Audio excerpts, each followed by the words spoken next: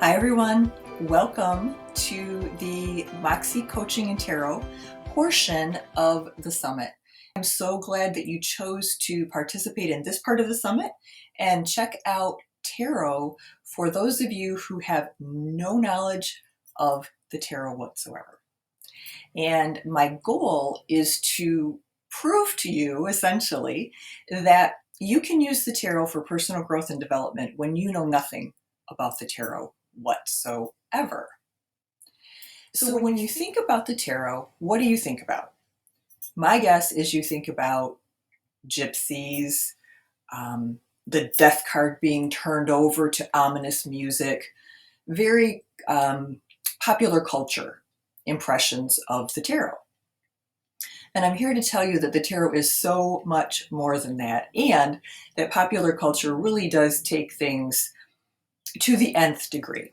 Okay, so the tarot is not scary. The tarot is not a cult. The tarot is basically a set of images on cards that we can use any way we want. Now, the original tarot, just a little bit of context. The original tarot decks were very much like our popular playing card decks. If you take a look at this traditional tarot card, you will notice that it is not particularly idea producing, story producing, imagination cultivating. Okay, this is a card with 4 discs on it, and that is the old-fashioned way of reading the tarot. The old-fashioned, way back before the early 1900s. This is the tarot that most people used. Now, what has changed things is the new tarot, the one that most of us use today, the one on which so many tarot decks are based, is the Rider-Waite deck. So the deck was commissioned by Rider, and Rider then commissioned Pamela Colman Smith to create the images for the tarot based on interpretations, right? Based on images that would be designed to help the user gain an understanding of the meaning of the tarot card without having any prior knowledge. So you can see, looking at this card, how much easier it would be to tell a story, to glean some understanding or some meaning from this card than it would be from this card, right? So the modern tarot deck is what we use. So take a look at this illustration. When you take a look at it, what does it evoke? What do you feel? What do you think? What do you believe is happening in this card? Well, without knowing anything about the tarot, nothing whatsoever, you're going to notice that someone is being charitable to someone else. Someone is being kind and providing alms or food or whatever. There are people on the ground there who are just very thankful for such a lovely blessing. So looking at this card could be telling us that you are in a place right now in your life where it might be beneficial for you to be sharing some of your wealth, your skills, your abilities, whatever you can share of yourself. This card could be saying this is a good time maybe for you to start looking at that. It also could be telling you, stop being so darn proud and accept the help that so-and-so is trying to give you. So you can see, hopefully, that there's a vast difference in the old-fashioned and, quote, the modern. Let's look at another card. This card is extremely visually stimulating when you compare it to the other cards, right? So what does this one evoke in you? To me, at first glance, this card is a card of sorrow. This person is clearly distraught. Their head is down, they're wearing a black cloak, you can't see their face, There are spilled things on the ground next to him. And he's clearly in a state of mourning or sadness or some sort of angst. And you're not going to get that from the traditional tarot deck. How about one more? So here is one more. And you can see too that these cards are really good at evoking emotion. So take a look at this Knight of Swords.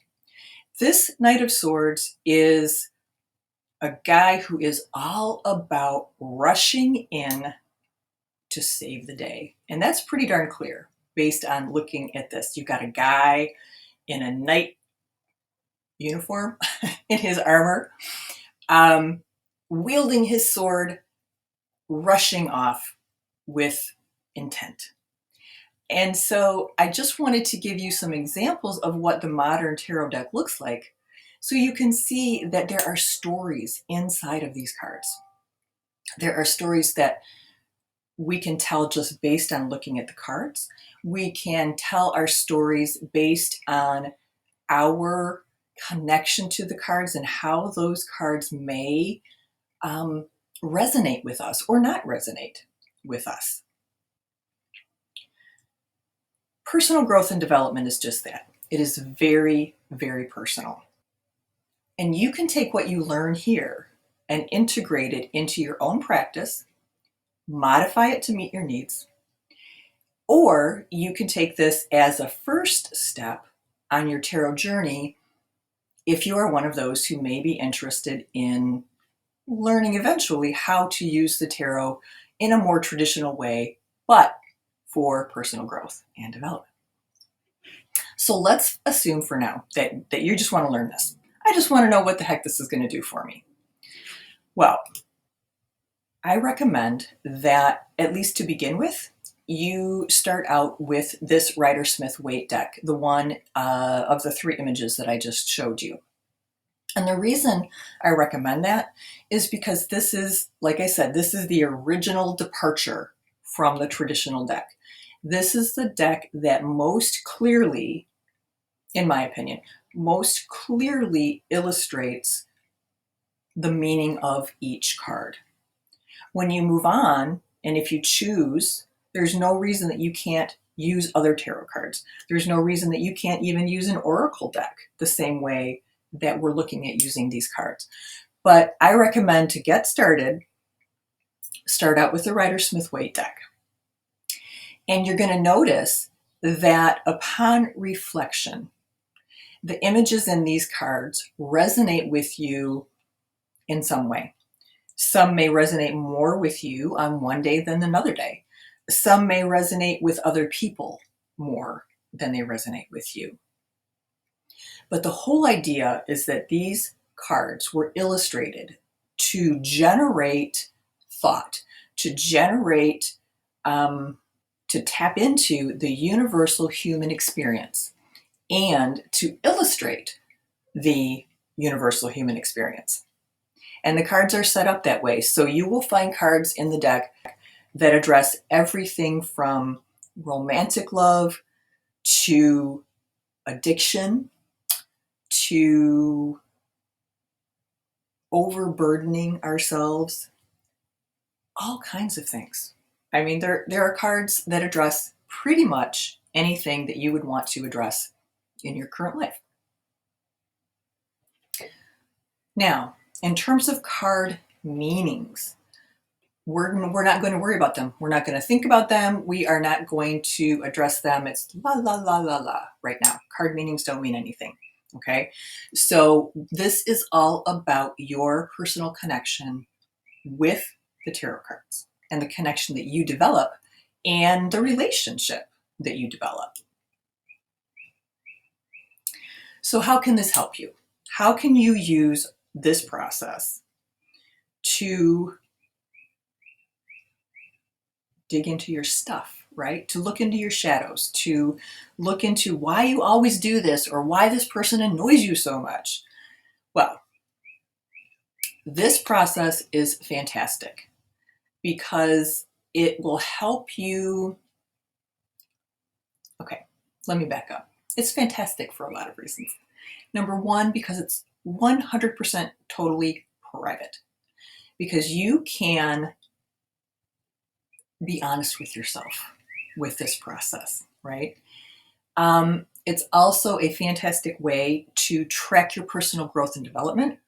It's a wonderful way to identify certain patterns that you may have, certain blocks that you may have, all of the things that keep us stuck when we really, really, really are ready to be moving on. So the card meanings, we're not thinking about them. We're just looking at the images on the cards and interpreting what is in front of us based on our personal experience, our personal thought process, our personal history, our situation that is current. That's all. That is all we're doing. So, how do we put all of this together? How do we take the concept of these cards with pictures on them and make them or turn them into a useful tool for us to delve into our own psyches? So, to do that, how do we do this? How do we start this process? Well, first thing is we have to ask an appropriate question. And the tarot is not the best place at all, in my opinion, for yes and no questions, for questions that deal about the future, the fortune telling, whole thing. What I suggest you do is focus on a question that is more general and take some time to really think about and process your question, because you're going to pull cards based on that question. And the more you're able to articulate the question, the easier it's going to be for you to find cards that match up with that. We're going to walk through this together. This is a reading to address challenges. Now, keep in mind that this is very basic. As you get into this process, you can create your own readings. You can modify the ones that are here in whatever way works for you in order for you to get the answers that you're looking for. So we're going to do a reading based on a hypothetical.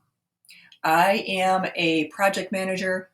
I am working a million hours, and I'm frustrated with the way that this project is going. The cards I chose to represent the challenge itself show me awake at night with my head in my hands, worried, terrified of what's going on at work.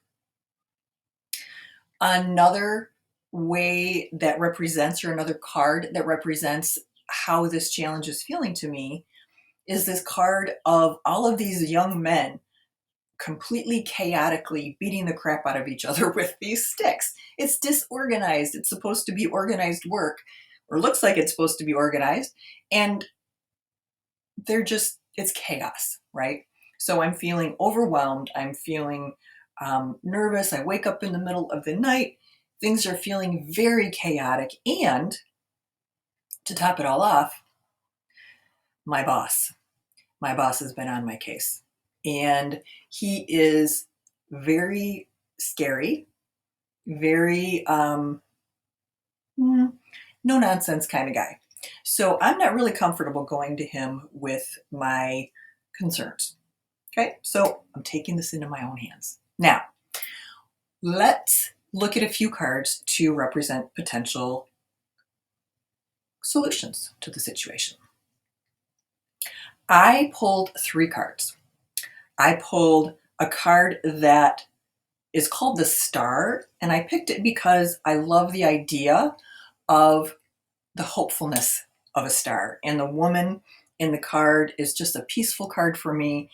And it looks like this woman is just sort of like in this zone of quiet, meditative self-care. So I know that some self-care would be a good thing for me. The next card I picked as a possible solution is this card that you can see here. And this card is basically, I'm thinking, presence. What can I do? How can I be with these people? How can I promote the work that I need to get done? Do I bribe these people? Do I give them flowers? Do I do something that is unusually kind? And I'm being a little silly here, but you see what I'm saying. And then the last card is this card, and it says right on there, strength, right? And I'm looking at this card, and there is this woman, and she is closing this lion's mouth. To me, that's what I need. I need that level of inner strength and inner fortitude, and knowing that I can do this job in order to be able to move forward. I need to work on that, right? Bing, something I need to work on. All right, so let's look at some cards that represent things that could throw a monkey wrench into our solutions. Well, potentially there's that guy, this guy right here on the horse, this guy who rushes in and doesn't read the directions. He just does his thing.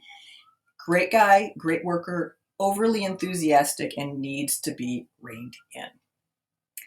Another thing I'm thinking I might want to look at is my work level. I am feeling so overwhelmed and so burdened. I feel like I'm carrying the whole load by myself. That could really get in the way of me being able to complete this project.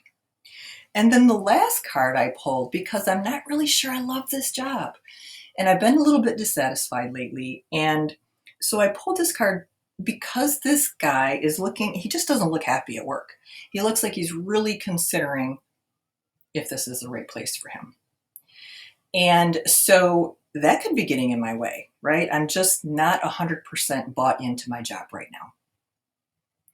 So right here with these two sets of questions, or these two bullet points, we have opened up a world of exploration, a world where there is so much,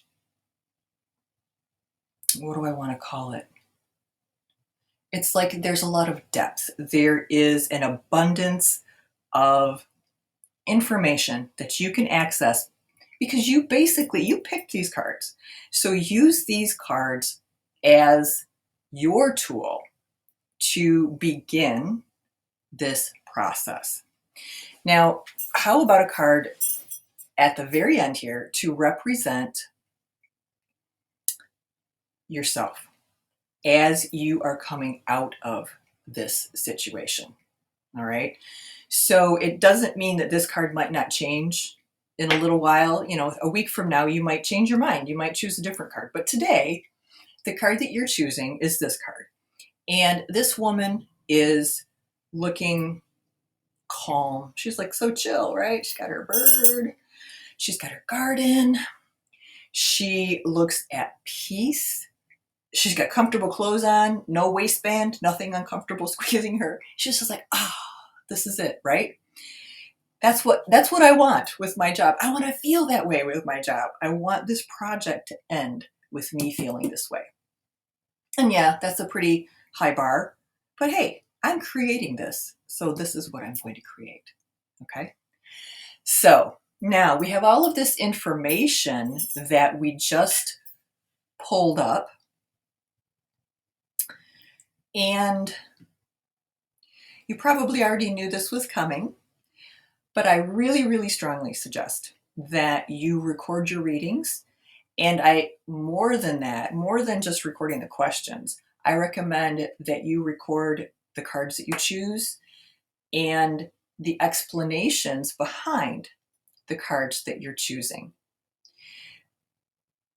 If you sat down, look at the situation, consider this project management situation, take a look at it, sit down, and if you work through all of these cards that you chose, if you journal just a few sentences about these cards, I can almost guarantee that something is going to come up for you that you may not have thought of before.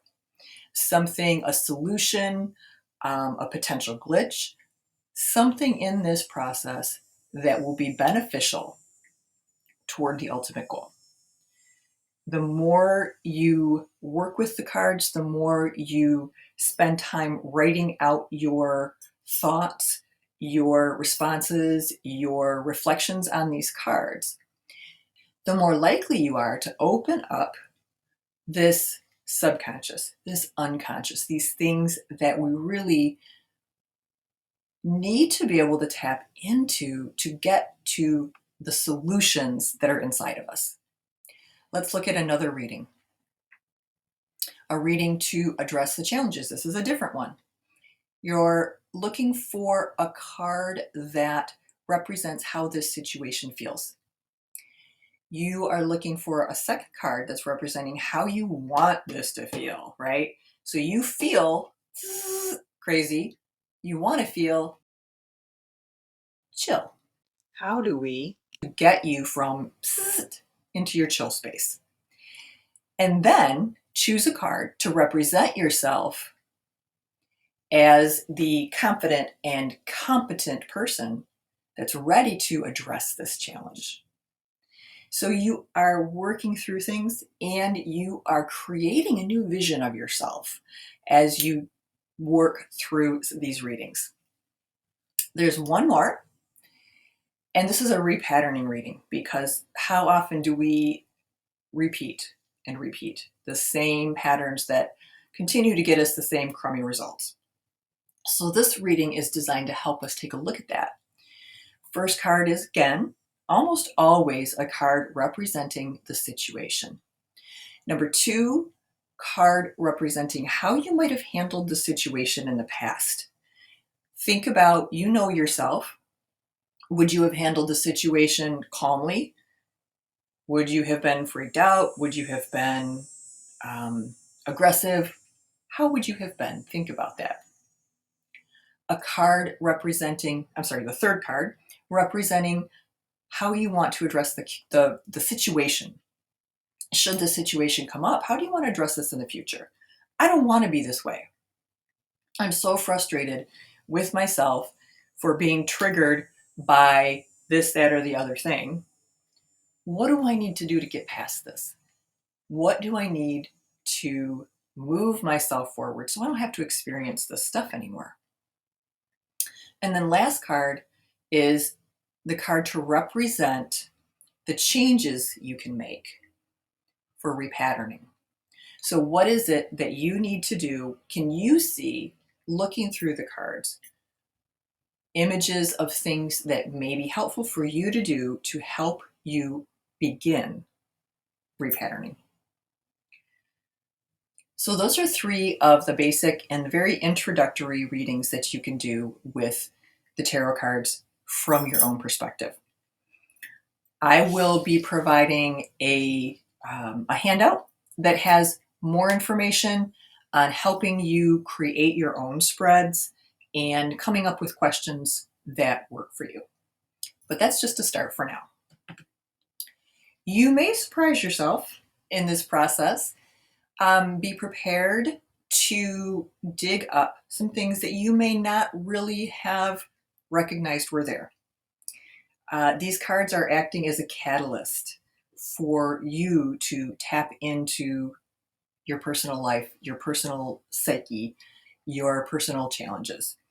And they're designed for that. They're designed to be a little bit triggering, to get you to the place where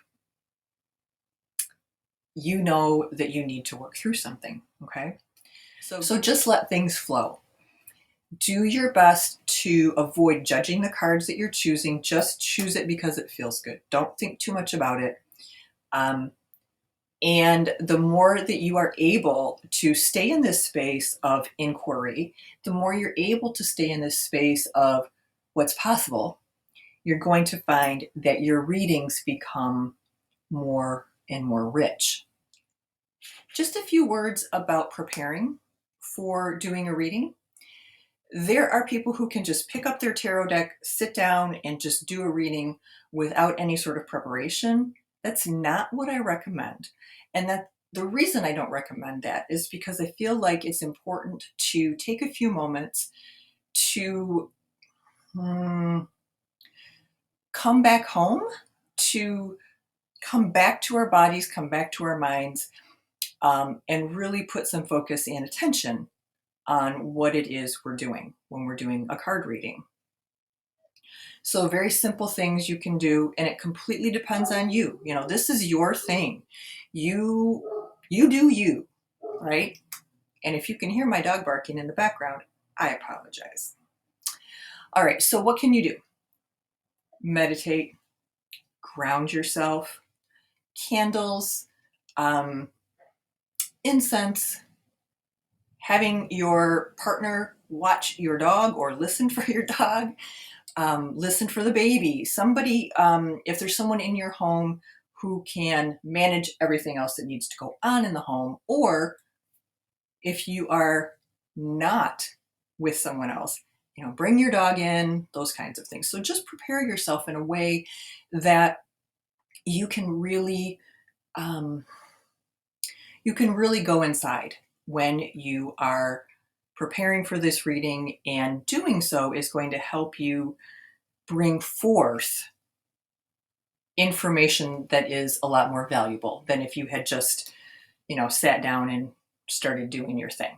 So that's a personal opinion, completely up to you. However you want to deal with that is fine.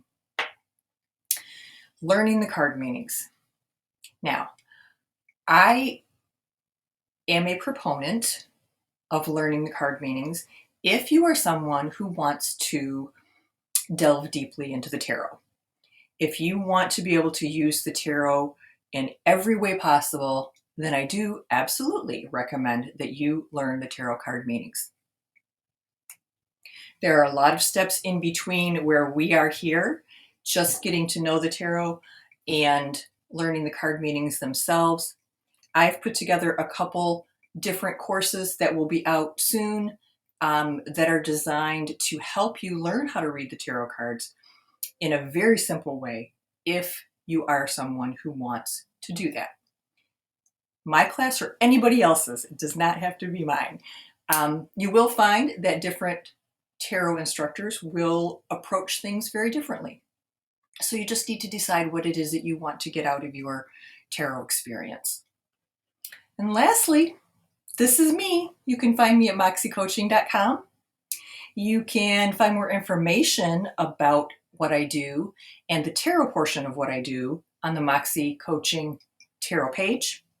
And you can reach me at michelle@moxiecoaching.com. So I hope that this was helpful for you. I hope it gave you at least a little taste of what is possible should you decide to explore what's available to you through the tarot. Best of luck to you, everyone. Be sure to download the information that is going to supplement this. And also feel free, there is a freebie attached, which is my birth card tarot course. Free, fun course, similar to horoscope. So if you're interested, check it out. Be well, everybody.